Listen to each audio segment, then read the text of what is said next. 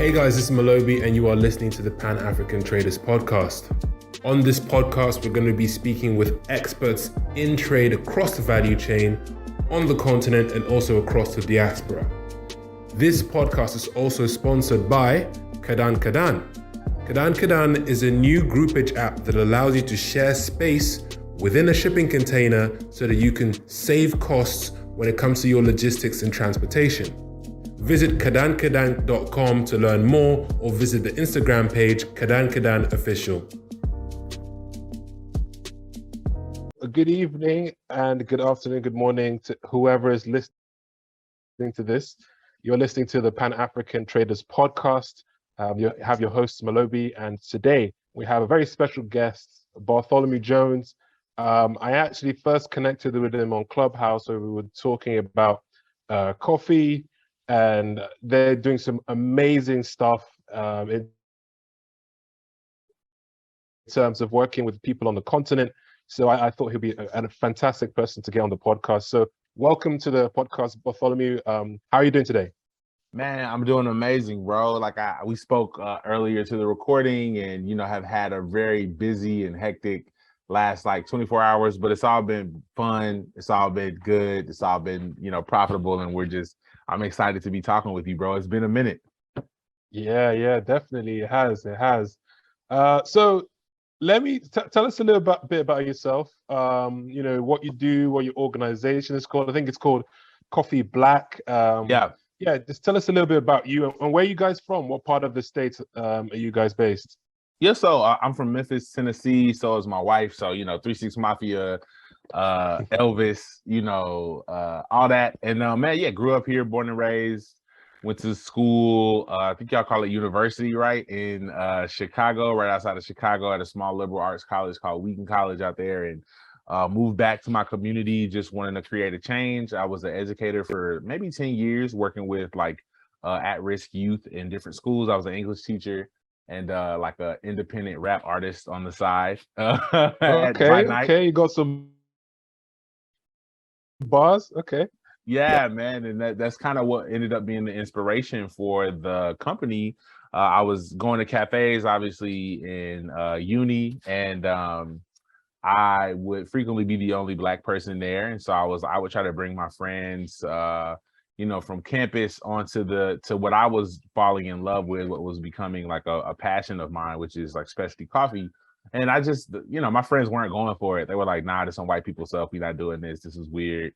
You can go there by yourself." And so as I started to fall more in love with coffee, that's how inspiration goes. You start seeing more of it in your art. And so there was more coffee references in my music.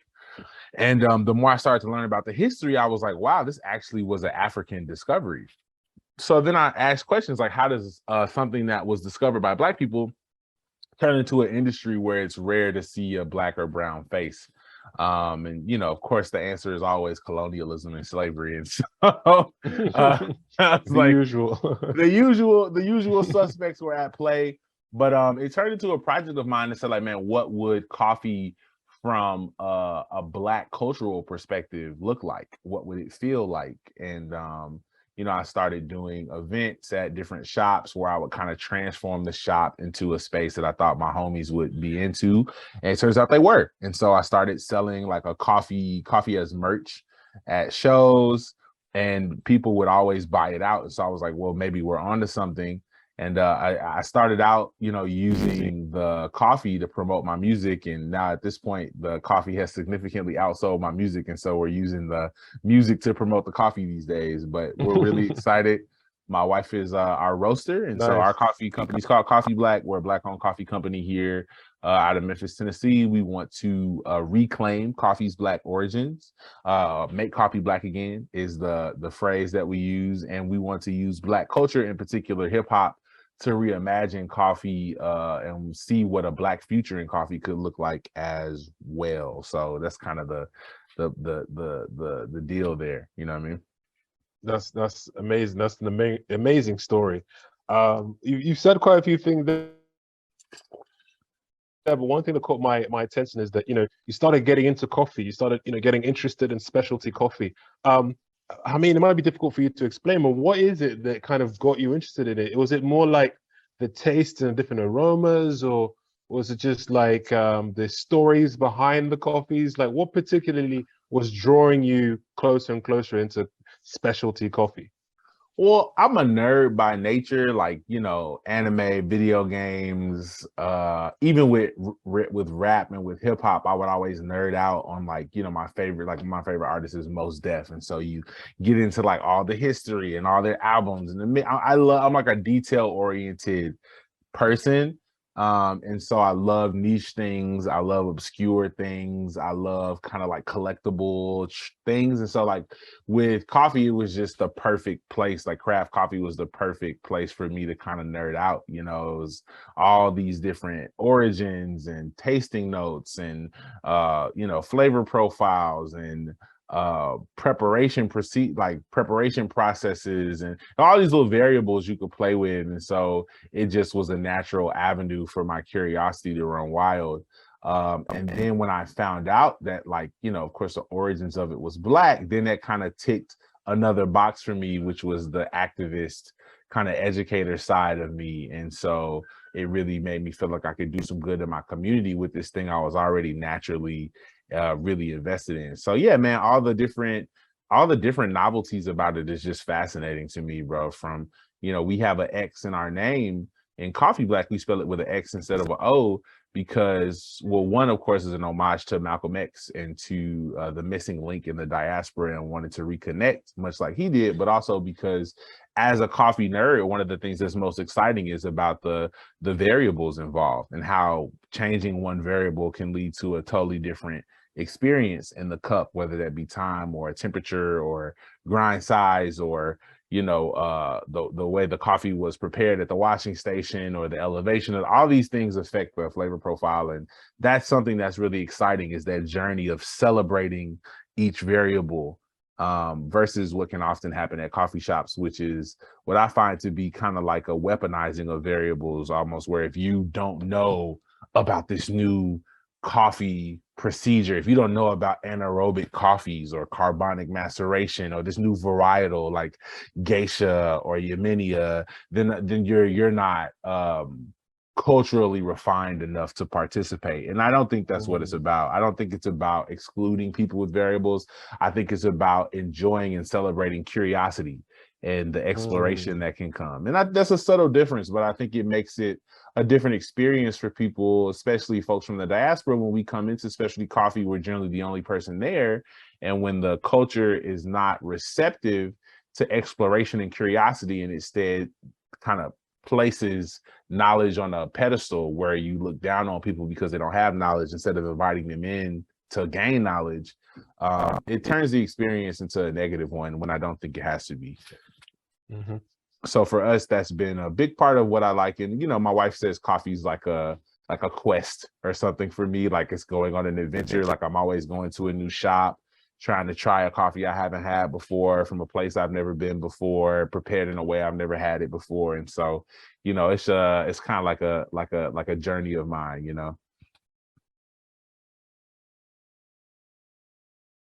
Yeah, that's beautiful. That's beautiful. I was gonna ask you as well because some of the stuff that you've learned along the way, like you said, it's a matter of curiosity. You kind of nerd out, you kind of dig deeper and deeper. But for some people that are kind of looking to learn some of the fundamentals, not necessarily to know the newest variables in town, but just to kind of get a basic understanding, is there any courses that you took to learn about specialty coffee, or is all of the information kind of just scattered around the place and you just had to pick at it, randomly? Yeah, I spent like 7 years going to every cafe I could find, annoying every barista I could find, and asking way too many questions. So I would go to cafes and literally stand at the bar. I wouldn't sit down, and I would just talk the barista's ear off about, hey, what are you excited about in coffee? What's something new that you've learned in coffee that you're passionate about? What's something you have a question about? And I did that for 7 years at different cafes around the States. And that's kind of how I built my core foundational knowledge. Of course, you have, different YouTube channels you subscribe to. You got folks like James Hoffman, who has a wealth of knowledge on his channel. We were actually featured on his page too a couple of years back for like some of his recommended gifts for Christmas. And so shout out to, Big Hoffman for that. But yeah, man, I would go to cafes a lot primarily. And my education is mostly self-taught from speaking with baristas and doing research online and then doing a lot of experimentation. So I kind of became like a home barista where I would, I probably spent $6,000 or $7,000 on coffee over the course of the years, from coffee subscriptions to new kettles to new pour over receptacles. So I would say, man, the most important thing that I would recommend to anyone who wants to learn about coffee is just to be curious and to start asking questions. Like, go to your local cafe,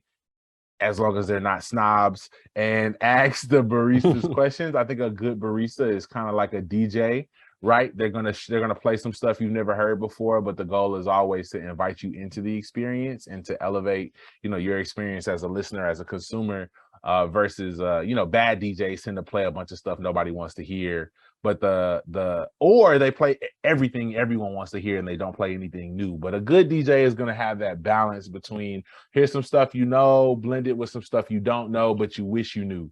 You know what I mean? You didn't know you wanted to hear. And to me, that's like baristas play you the stuff, they give you the drinks that you didn't know you wanted to drink, and so I would say definitely do that. I would say definitely check out our podcast. So we have 3 seasons of a podcast, the Coffee Black podcast. If you're interested in learning more, I have tried to kind of build out a series of guests and personal podcasts where people who are from the diaspora and want to learn can kind of go through the podcast, and it's almost like a curriculum of sorts to be educated about coffee's Black history, and also to be able to find out more about different issues that the diaspora faces from multiple perspectives. So yeah, I would say definitely check out that as well. Yeah, those are kind of two sources I would definitely recommend. Fantastic. And now, just before I go into like the work, the fundraiser you guys did, and you raised a bunch of money really quickly. I remember that was like a year ago or 2 years ago or something. Yeah. Before I go into that, I wanted to kind of touch on, you said you made that barista DJ reference. That was really interesting. So that kind of goes on to the question on, like, yes, you said you tried to get your friends into it at the start, but they were kind of not feeling it. And then you kind of kitted out another cafe to make it kind of trendy. So what other techniques have you used to get, the quote unquote culture interested in, specialty coffee? How do you what do you know works really to Man, to be honest, it's always music. Like it's always going to be music to me. One of the things I hated about going to cafes in college was like the music was always terrible. So I would bring headphones, you know what I mean? Because it's like it's always some type of acoustic guitar. And I mean, I like acoustic guitars, but it was like, it was folk music just day in and day out. Or it was like really bad pop music, it's like I don't want to hear Lady Gaga right now. Like for me, playing jazz, playing Afro beats, playing trap music, playing soul and funk, and like those kind of things to me just set the mood, because African peoples, bro, we're rhythmic people, right? And so like if the rhythm ain't right, if the vibrations aren't right, like we're really not about it. There's no I kind of think of it like seasoning, right? Like I can tell you that, hey, this raw broccoli is really good for you, but there's not too many Black people on the planet who are going to eat unseasoned food. You know what I mean? Like it's gotta have a little flavor to it. Even if it's good for you, it's like, and I found that out as a teacher too. I would try to educate my students, but I remember graduating from university and coming to my students and wanting to speak to them about W.E.B. Du Bois and double consciousness. And they were like, I don't know if we can curse on here, but they were like, nigga, we don't care, bro. Like, like we want to turn up. We want to hit the nay-nay, and we want to hit the, the quan, whatever. And so I realized, like, one of my best assets was being an artist, which was interesting because when a lot of our parents tell us, that being an artist is not a viable, form of, not a viable career, right? And so I was kind of trained to put that part of me away when I, put the suit on and went into the classroom. But I found out that was my biggest asset in connecting with the culture, was being able to make things jazz in a sense, to be able to put a certain rhythm and vibe to the information, still maintaining the value, right? The educational value, but doing it in a way that was inviting and culturally congruent with the language that the students speak at home, and with their culture. So the same thing was true with coffee. Like, you know, the first valuable experience where I feel like I successfully brought people in was, you know, Kendrick Lamar dropped To Pimp a Butterfly, and I was getting into vinyl. I told you I'm a nerd, so like craft beer, craft wine, craft whiskey, craft records. Anything, I just get into it. So I had like started collecting vinyls, and I got To Pimp a Butterfly on vinyl. And I invited a bunch of my friends over who do music and was like, hey man, I'll make y'all some coffee. I'm gonna make y'all some Ethiopian pour overs. And we want to listen to this record and let's talk about it. And the record was the real reason why they came, right? So I kind of had to move coffee off to the side. But everybody at that time was one of those records where you had to have an opinion about it. And that's kind of rare in these days, where like something is the talk of the town and our community really comes together to discuss what a record means. But it was one of those moments in the culture where it's like, bro, everybody's talking about it. What does it mean? What is the butterfly? What is the metaphor? And so I invited everybody over. A bunch of my homies sat down. And, you know, while we started listening to the record, I would just hop off to the side to make pour overs and kind of pass them around. And I remember one of my friends was like, bro, I know you always talk about drinking your coffee black, but like, what did you put in this? I was like, what do you mean? He's like, it tastes like blueberries. Why does it taste like blueberries? I thought you didn't put anything in your coffee. I was like, nah, bro, that's just the coffee. Coffee's a fruit. And it was at that moment that I was like, I got him. You know what I mean? Because now you came for the music, you came for the culture, but I brought the coffee in as a part of the experience. And because it's excellent, because it's quality, people fell into something, like I said, something that they never knew they wanted. You know what I mean? And so like that became kind of my strategy. I started doing events at different cafes where I would like do them, and they were called like the Cypher. So I would invite a bunch of artists out, and we would all do impromptu kind of jazz, hip hop, soul music. And off to the side would be a barista preparing drinks and kind of handing out samples. And people would always be like, wow, this is different. Like, I'm used to coffee being bitter. I'm used to it being burnt. I'm used to it being like astringent. Why is this sweet and floral and has fruit notes? And like, what's going on? And so that just opens the door for the conversation. And it almost becomes a metaphor for the Black community itself, where people walk up to the Black community with the idea in mind of what they're going to experience, right? Like, you know, it's going to be bitter. It's going to be harsh. It's going to be unpleasant interacting with community. But a lot of ways you find out, if you open yourself right up to an experience you may not have expected, you may find that you see something you like and that you find something beautiful there. And find what many of us have found in our community, which is like an amazing, beautiful group of people who have so much to offer to the world. So it became a metaphor for people drinking your coffee black. You know, it became almost like a mantra of sorts. And I found that first aha moment was the key. But you got to get people in the door, and people are not coming in the door for coffee. I'm just, you know, they're not. Like most Black people aren't. You know what I mean? Like, they're not coming in the door for coffee. But if you have great, ethically sourced, beautiful African coffee and Afro diasporan coffee, whether we're talking about Afro Latinos or Caribbean coffee, if you have that there for people, and honestly, any coffee, like so many beautiful communities produce dope coffees, whether we're talking about Indonesia or communities in India, like there are a lot of really beautiful coffees around the world. And if you have those prepared for people in an experience and an environment that's congruent with their culture, a lot of times you'll find people will like it more than they expected to. Wow. You just dropped some gems. I wish I had that, you know, when the DJ does the boom, boom, boom.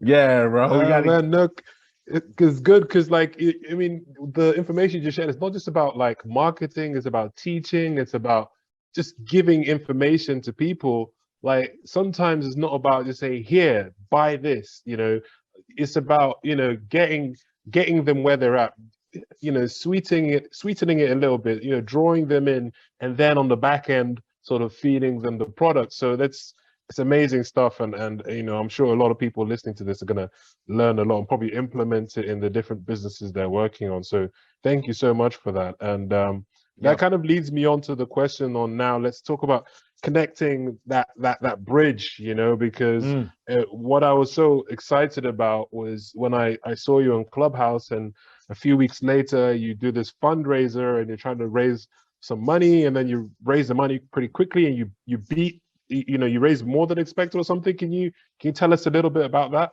Yeah, man. So we actually tell this at the beginning of the documentary that we shot about the experience, but we wanted to raise $10,000 to be able to take a trip to the motherland and learn about African coffee culture directly from the source.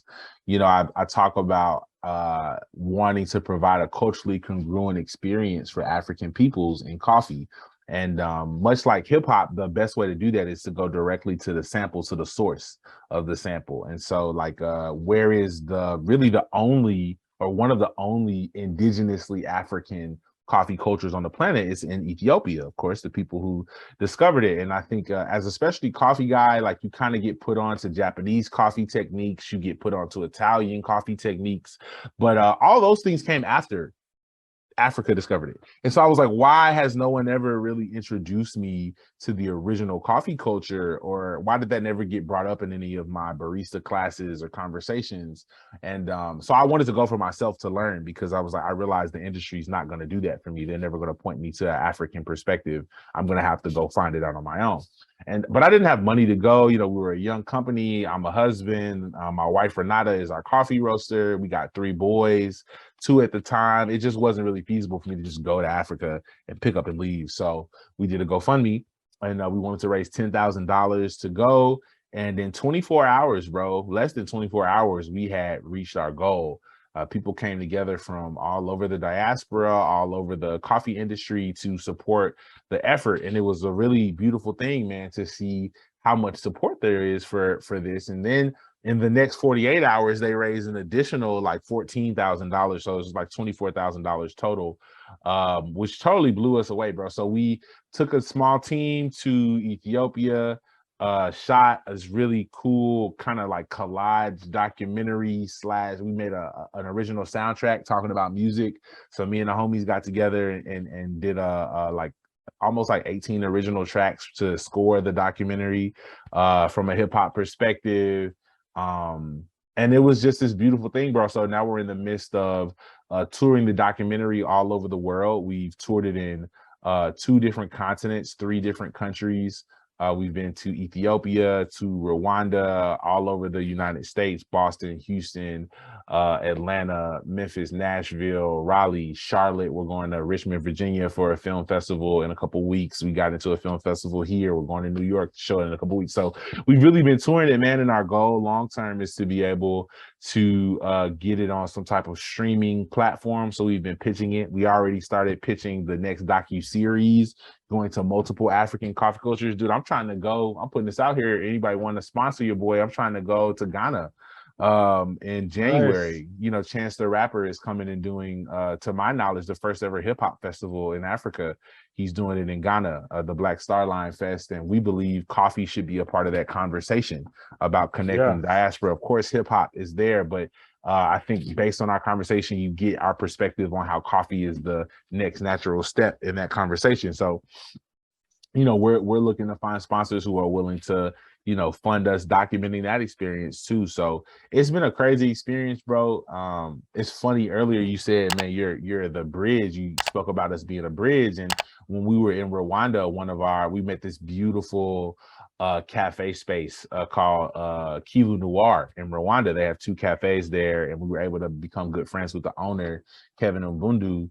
And they roast. Not only do they grow coffee and export the coffee, but they have 2 cafes on the continent, and they export the coffee roasted on Amazon and sell it through e-commerce.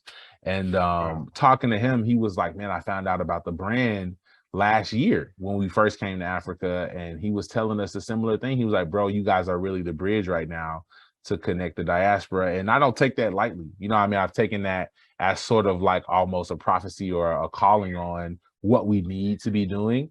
And so we've been going pretty hard with the documentary and social media content as of late. And that's because I really do feel like there's an opportunity to do a lot of good here for our community globally through coffee, and so we're doing our best to stay true to that calling that's been given to us, man. That's fantastic. And like, yeah, clearly, if two people have said it, then definitely it means something, because Yeah, it's really important, because we all know that we have been estranged from each other, and sometimes we don't understand each other. yeah, But I think that this age has got to be more about us coming together and finding things that we have in common that we can work together on. And I think coffee is literally one of those things, because, like yeah, you said, man. it comes from Africa. Yep. And many people don't even know that. So, Yeah. just getting that information out there to start is a great start. So and the documentary as well. Like you said, I hope people watching this can share the word, and hopefully you can get some sponsors and investors and whatever to put some Yeah. money into, because I think more and more this information needs to be out there. But tell me just really quickly about your experience in Africa. I mean, your first time in Africa. What were you expecting? How did you find it? Were you surprised by anything? We're 2 times deep now. So I went the first time with a small team to do the documentation, and at this point we've gone twice. So we just got back. I brought my wife this time around, and she was able to actually learn like indigenous roasting practices from Black women in Ethiopia. A lot of people Nice. don't know, but Ethiopian women were the first barista class on the planet. So when you think about kind of the Dora Milaje, right, in Black Panther, like that is to coffee and Ethiopian women a very similar thing, right? Like where you have Mm, they were the world's longest standing group of baristas. This is a group of Black women, right? And so mm. my wife and coffee roasters too, right? And so my wife was able to learn there, and it was a beautiful experience. Shout out to Nesru and Mansour and their family in Ethiopia, and the homie Big Mamo who connected us. He's one of our exporting partners for the Black supply chain. We were able to build out from Ethiopia to out here in Memphis. But man, it was crazy, bro. Like it was one of those life-changing experiences where my wife and I have been talking. We've been back in the States maybe a month and a half, and we're kind of getting that itch again. Like, bro, we gotta go back soon. Like it's Uh, infectious, bro. The air, right? The elevation, all the way to the um like the food, the fruit, the I mean, bro, it's like literally you get there and it's almost like, man, I'm mad somebody took me from here. Like I'm mad somebody grabbed my ass. Because it's like it's obvious this is where we were supposed to be, bro. yeah. Like I lost like 20 pounds and I ate more food than Mm, I've eaten in my life. But the food was just mm. better, right?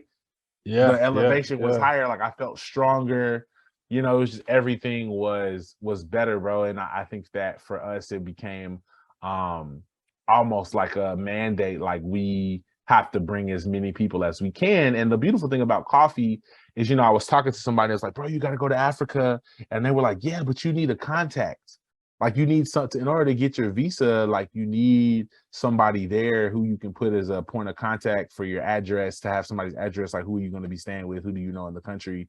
And I was like, Mm, yeah, like why wouldn't you know somebody? Just put who you're doing business with. But then I realized most people aren't doing business, right? So if you're mm. not doing, but for us, we know so many baristas and coffee roasters and farmers. Like Yeah. it's just who we gonna put down this time? You know what I mean? Like there's so many relationships that we've built online that it's not really ever a question of like who's gonna host us. Like we just need to be able to get the funds to get there initially. And so Mm. man, people wouldn't let me pay for food. They wouldn't let me pay for lodging. Like they wouldn't. I mean, it was like I've never been treated with that much love, bro. Outside of my wife and Jesus, you know what I mean? But it's like, but outside of them, bro, like it was like immediately it was family, bro. And we received a name this last time we went. So my wife's honestly every country we went to, we almost got a name. So we both of us got Nice. names in Rwanda, and then we went to Ethiopia. We got Amharic names, and then we got Oromo names. So it's just like a beautiful experience, bro. And Oh, I nice. just, yeah, man. At this point, we're like, well, how do you start looking at real estate? You know what I mean? Like, what Mm. Rwanda's looking real nice right now. I'm not gonna lie. You know what I mean? But I gotta go to West Africa too. I gotta visit Central Africa. We'll visit North Africa if they'll have us. You know what I mean? So like we're really excited about continuing our travels and like building more relationships there. But I think that's where we just see our life eventually being. And, you know, like I said, I have 3 boys. I want my sons to be like, I want the children of the farmers that we work with and the exporters we work with and my children to be friends in university. You know what I mean? I want those kids to grow up knowing each other and to for it to be normal to see yourself in the motherland. Because, you know, I got a song I'm dropping called like Tutu on My Mind. It's like some reflections on Desmond Tutu, and that was my nickname growing up. My grandma and them used to call me Tutu. Really? Yeah. I thought they were making fun of me because I didn't know who Desmond Tutu was, but they were like, "No, we saw this African guy on TV, and we think God's gonna have a plan for you to kind of be like him." And I was like, "Yeah, that's a big, tall glass to, that's a tall glass." But I was like, "Man, you know, I really do feel like I see Africa, bro, as the future, man. And when you just doing business is so much easier. Like I've never had my credentials questioned in Africa. You know what I mean? Like you don't get your credentials as an expert in something as a Black man questioned when you go to the motherland. Like it's just about what value you bring. That's it. You know what I mean? Yeah. But in America, it's almost like you have to prove that you're worthy enough to know what you know and have done what you've done at this point. And I always get it's exhausting, bro. Like I forget that I'm used to doing that until I get to the motherland and you don't have to explain yourself because your work speaks for itself. And no one sees Blackness as a mark against your credentials, right? Exactly. And if anything, it's almost a mark of our credentials, right? The fact that we're doing what we're doing as African Americans or as Black people in general. And it just gives me a lot of hope. Now, of course, you know, the infrastructure is always going to be a challenge, but I think Africa has all the natural resources needed to address those issues.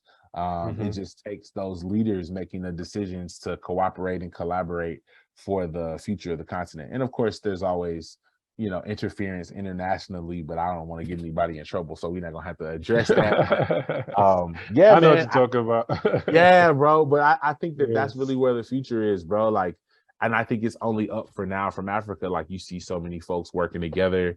I really have a lot of hope for the continent. And I think, like I said, bro, I spoke about Kiva Noir. I have another friend named Samaya, who is in Rwanda. She's like a barista champion and does a lot of work to connect the diaspora.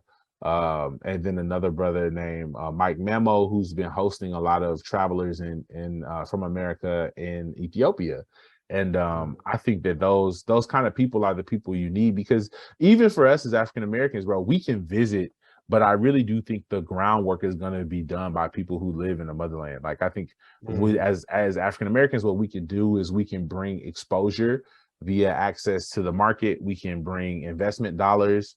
But to be honest, everybody I met in Africa was richer than me. You know what I mean? Like, not everybody, but even when it just comes to owning land, right, and natural resources, it's so normal for people to, oh yeah, this is our land. I'm like, you guys own land? Like, so many folks I know here in America are just renting, you know, and the idea of owning a house is kind of almost unreachable. And so I think there's so many opportunities for collaboration, bro.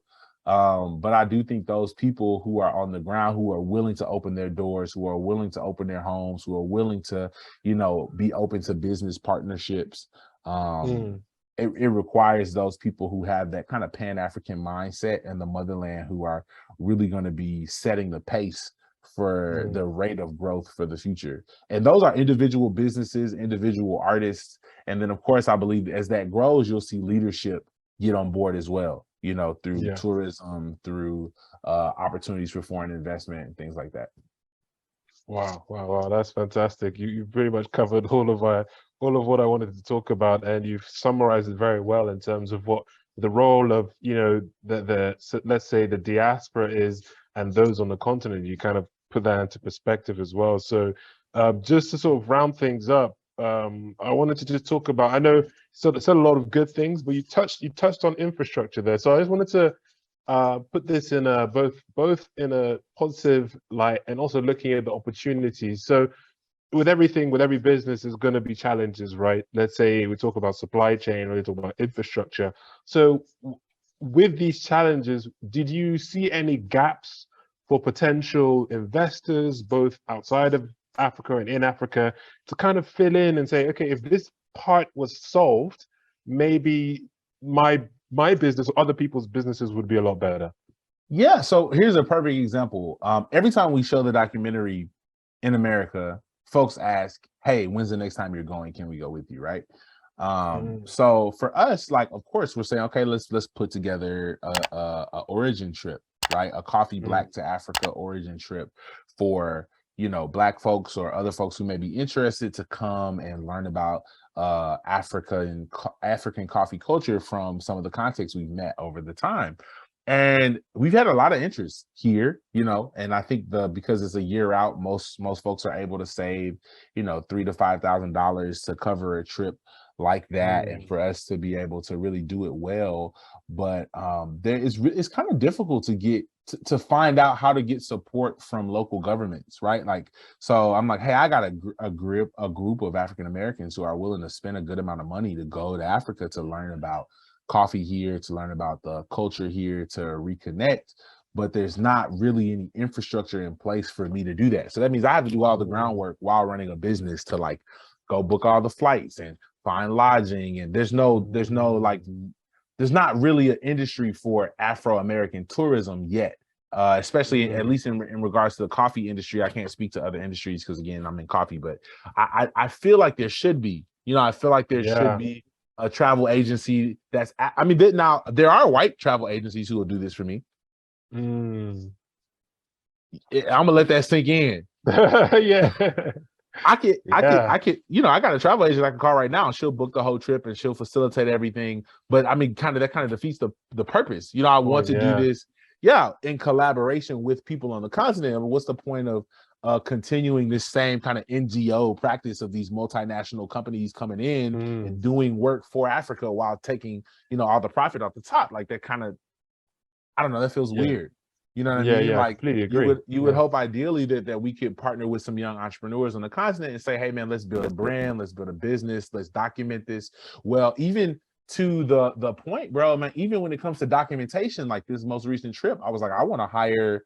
The first time we went, we brought an African American production space, but I was like, man, I want to work with photographers and videographers on the continent, but like, it's been almost 2 months at this point, and I still haven't got the recap video back from Rwanda. So now I had to go and edit it myself and put it together, and like I did a good job, but I was like, why did I pay for the video recap when I what I mean? Like that kind of defeats the purpose. And I think things like that are barriers, right? They're not impossible. My dad always says, he believes in Afro engineering. I like to say Black people smart. Some people say nigger rigging, what I mean? But we know how to make something out of nothing. So I can get it done. Like it's not an issue of I can do the work. It's the hard work is not an issue for anybody in my lineage. But I want to do it collaboratively. And I'm not asking for it for free. Like I wanna work with people.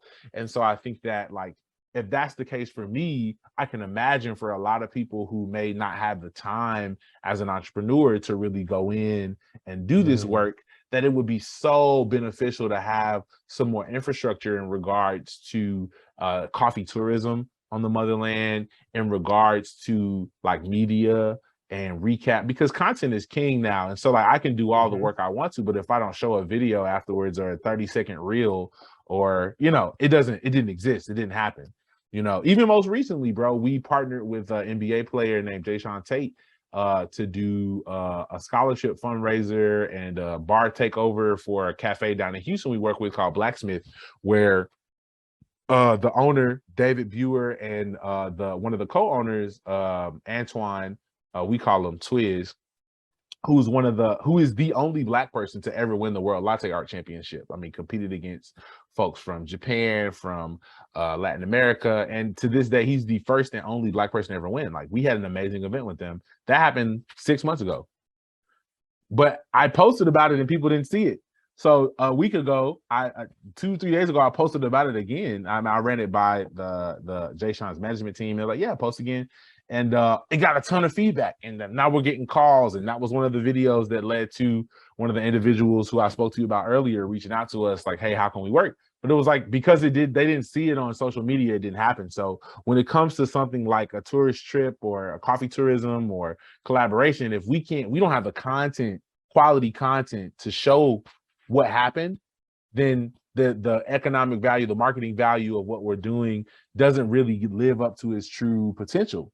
And so I think that, like, again, I could bring any photographer, right? Like, it's not an issue of having a photographer, but if we want to do it right, then I really want to work with photographers, videographers, content creators, hotels, tourists, like restaurants that are on the continent. Like, it's not, we're not really solving anything if we're just porting a bunch of businesses from America over here and they just take all the bread and then go back home at the end of the day. It's really a win for the people when the businesses, when the money circulates. They talk about the black dollar circulating, right? If the black dollar is going to circulate globally, we got to partner with each other, right? And so I think that's just difficult, man. And maybe it's people like you who are building these podcast networks. Maybe it's I don't know, but man, there has to be a way for entrepreneurs to collaborate, content creators to collaborate in a way that's like efficient, right? Where it's not like almost a waste of time. I could have just done this by myself at this point, yeah, I think even opportunities for what you see a lot of companies doing in Latin America. There's this whole, like, Black expat community who are like moving to Latin America to basically create content and to work with different travel agencies or hotels or Airbnbs. Like, we've done all the work that we've done and supported a lot of communities. But, like, man, if there was a hotel, Black-owned hotel, who said, hey, you'll create X amount of content about your experience here, which we're going to do it anyway.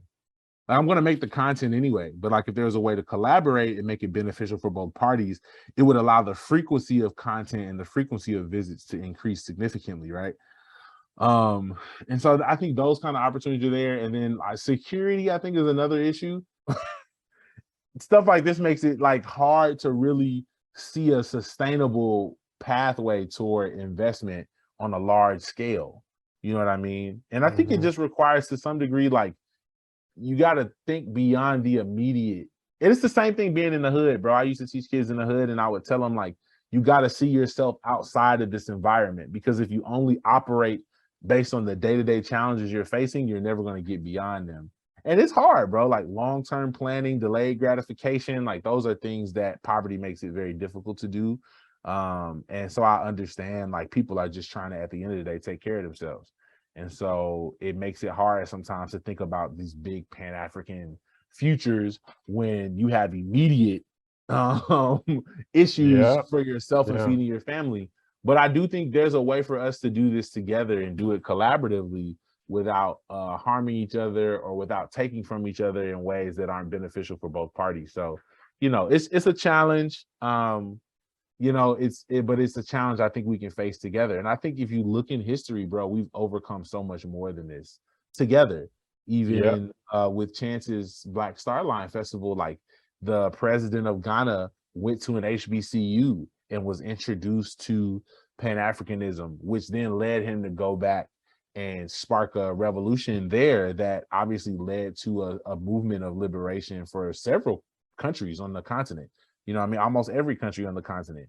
To my knowledge, like, Ghana was the first country to, like, gain their freedom from colonialism. And that was sparked by a diaspora relationship with what he learned at HBCUs in America. And of course, we know that Marcus Garvey, who's the father of Pan-Africanism, that's a diaspora relationship in and of itself, because he's from Jamaica, he's from the Caribbean, and he moved to the States, and, like, that relationship. So I think there's so much we've been able to do in the past, bro, and I think there's a lot we can do in the future. It just requires us to have the collective imagination to see ourselves in a non-colonized space, and to then backwards plan the kinds of virtues and values and characteristics that are going to help us to get there together, Yeah, I do know, and I'm so happy that you've broken this down, bro. And normally, I'm the one trying to put all this kind of big picture things together, but you've summarized in such a beautiful way that I don't even have to do that. So thank you so much for doing my job for me. Hey. This has been a great conversation, a lot better than I thought it was going to be. And I'm so happy we did this. And some of these things, these challenges you mentioned, are actually opportunities as well. And if people can plug in and help with that, I think you're gonna only more goodness and investment, and diasporas coming to visit is gonna come. So yeah, thanks again. So just to round up, how can people reach out to you? What's your social media, your website? How can people get to know you? Yeah, so if you want to see the documentary, it's currently available in our Patreon. That's just, Coffee Black. You search Coffee Black in Patreon, it'll come up. You can check out our TikTok, our Instagram, Twitter, all that's Coffee Black with an X, CXFFEE Black. You put an X where the O goes. And yeah, you can definitely check us out. We'll be doing more screenings, man. I would love to collaborate with you, maybe on a West African screening of the documentary. Sure. Yeah, man, maybe if these sponsors come together for something in Ghana, we can pop out to Nigeria while we're over there. Yeah, come through, And put bro. it together. What's the community? What's kind of the diaspora entrepreneurial, creative community like in Nigeria right now? Oh, there's a lot. There's a lot going on. We got I know some big YouTubers that are doing a lot of, that have moved back from America. They're doing content. And there's people always looking to collaborate, especially in Lagos, which is one of the kind of industrial cities. And then also, we've got coffee here, we've got Arabica coffee, and we've got our own history of how coffee came into Nigeria and stuff like that. So wow. I'm really good friends with one of the larger coffee producers in Nigeria. So yeah, bro, Man, we can definitely do something. we got to, bro. I'm trusting that God's gonna bring it together in his timing as he always does. For sure. And for sure. I'm looking forward to more conversations, bro. I definitely want to support. We're about to hit the road again. So we got a screening in Richmond, we got a screening in Louisville, we got a screening in New York, we got a screening, we got an event out in Joshua Tree in California. And so we're gonna be busy over the next couple of days, man. But I definitely want to stay connected because this is really important. And I think it takes people like yourself who are willing to think forward for our futures that are really going to build and create the kind of scenarios and environments we hope to see for the diaspora in the days to come. I think so too, and I honestly think both of us, you too, man, the stuff you're doing is amazing. So yeah, thanks again for joining me on the podcast. And, yeah, of course. We'll definitely be talking after this. So have a nice day, whatever time it is, and we'll speak soon. Yeah. Yeah, man. Say thanks again. Take care. All right. Peace. Yeah, keep that coffee black. Yeah.